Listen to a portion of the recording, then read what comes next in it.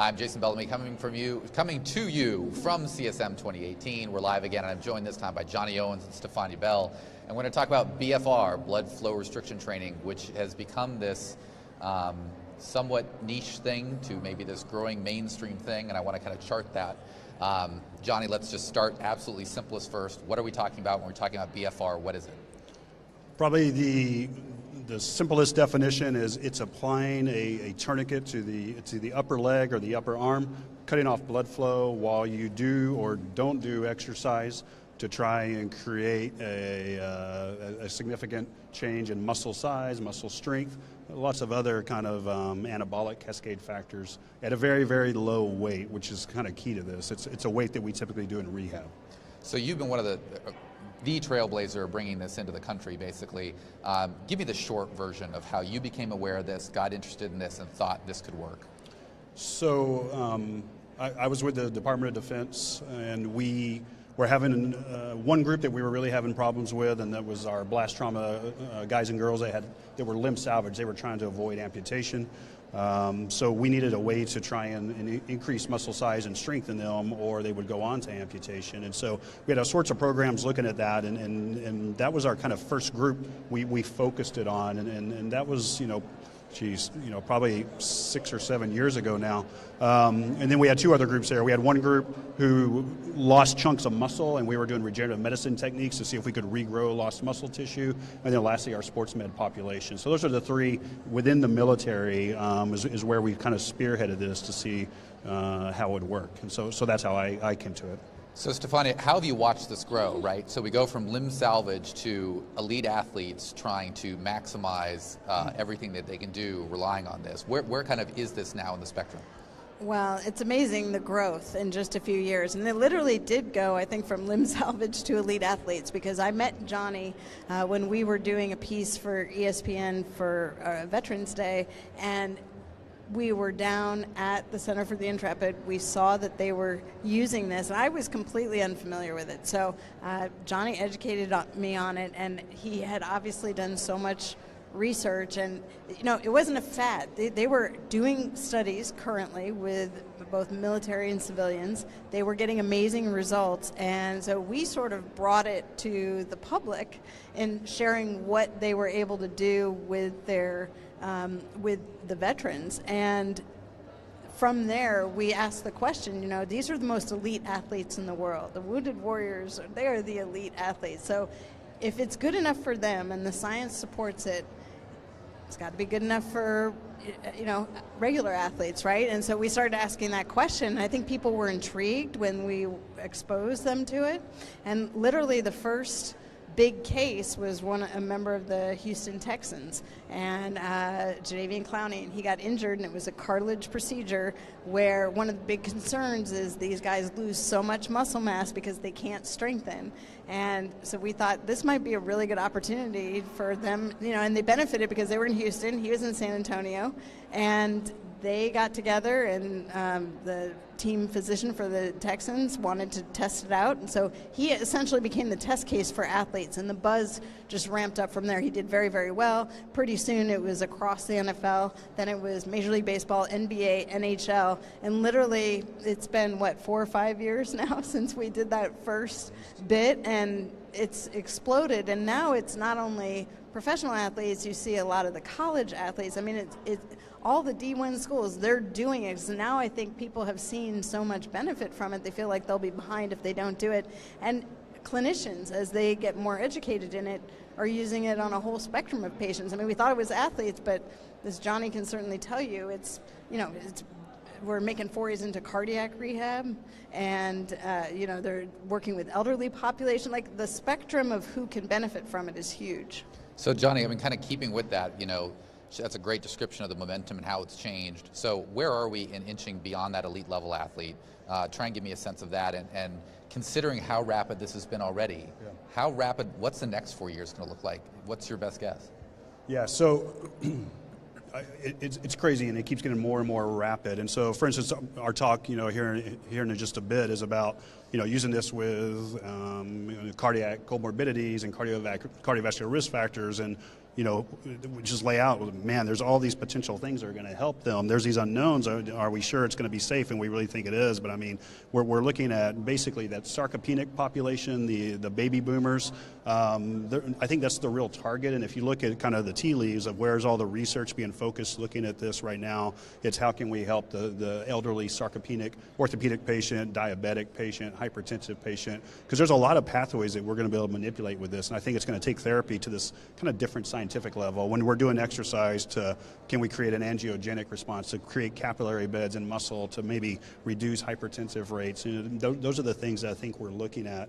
It's going global. We're training groups around the world now. We have a medical research and scientific advisory council to kind of tie in our research efforts. So going forward, I think there's a lot of populations we're looking at. There's a lot of unknowns we don't know yet, and I think we really want to start getting the insurance payers to see that.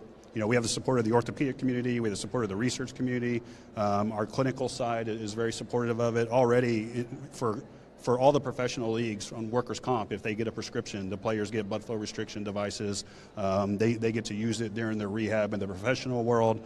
The secondary college insurances have just picked it up as well. Chubb Insurance, the biggest insurance provider in the world, has reached out and said, can this move into the workers' comp realm because they cover the professional leagues? So I think the insurance payers are really perking their ears up like, wow, this looks like it has some legs. And so we hope that helps our profession as a whole.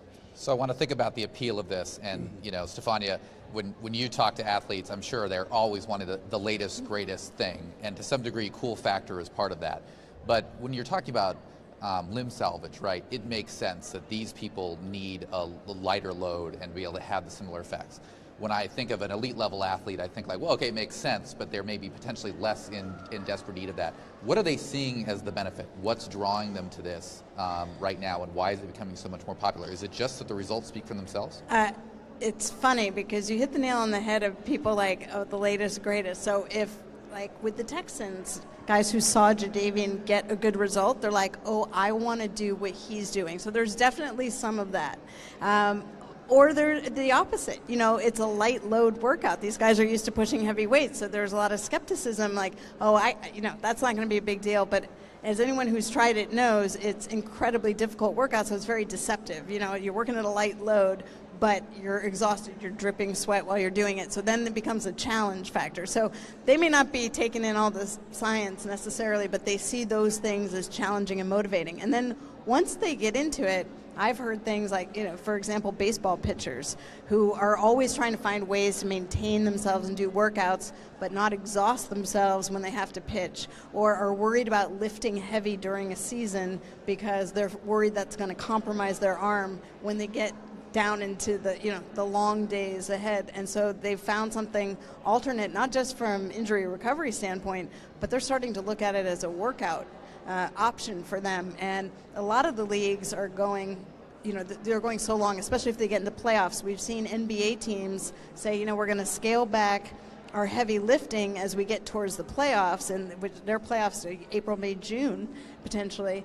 And we're just going to go with the blood flow restriction training and scale back the heavy lifting. So almost to mitigate some of the risk factors that happen with fatigue and long season. When we talk about the rapid growth and we look at that, if we imagine a situation where the non-elite athlete, the person who's got a problem, who just needs help, is there reason to think that this essentially accelerates the healing, accelerates the strengthening? Because that's obviously one of the barriers, everyday barriers to physical therapy, right? Mm-hmm. It works, but it takes a certain time investment. Right. Or do we have reason to think that that's going to help that time gap problem potentially as physical therapy evolves for the everyday person that needs that help? Yeah, we hope so. And so I think getting back onto this light load problem, we have more and more data that's coming out that's saying the acuteness of your injury is a valuable window. And so unfortunately, that acute period is really a lost time. We do things like work on range, maybe work on pain, but really powerful data showing that the muscle changes completely, that fibrosis happens, and that happens very, very rapidly. And so, a groundbreaking ACL study came out, and after you tear your ACL, if you look at the quad, you biopsy it, it's full of fibrosis almost immediately. The stem cells, which are the things that regulate long-term growth and repair, they're significantly blunted. They did rehab for 6 months and repeated that biopsy, and it was almost the exact same thing. So even that rehab window didn't get them back to what the true muscle was. And that's why a problem we have is people never really get to 100% lots of times. Now, and that was in JBJS and JOR. So the orthopedic surgeons are looking at that. There's a humongous NIH-funded ACL trial with BFR right now, looking to repeat that study. And can we early on tap into those pathways and acutely make changes? Because I think once we miss that acute window, and we learned that with blast trauma, once that acute window's gone, we're kind of halfway to done. I think the other thing is you're starting to find out that there's some pain mitigation with BFR. So people where we may have thought beforehand, well, they're too painful to do X, Y, or Z, that maybe doing therapy in conjunction with BFR, you're actually providing a window where there's pain relief and you can actually do neuromuscular re-education. I mean, it doesn't even have to be with the purpose of strength training, but just getting normal movement patterns back and restoring that before they fall by the wayside. We were very concerned that we were going to cause more pain with BFR post-injury, and it was the complete opposite. And now more papers are coming out and confirming that, as well as some of our own, that it actually mitigates pain more than just standard of care. So all the signs point to this continuing to be an area of positive, rapid growth. Mm-hmm.